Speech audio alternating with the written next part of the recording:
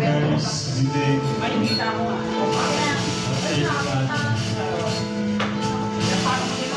What's up guys? Sa inyo naman. Mamaya ka na pumasok.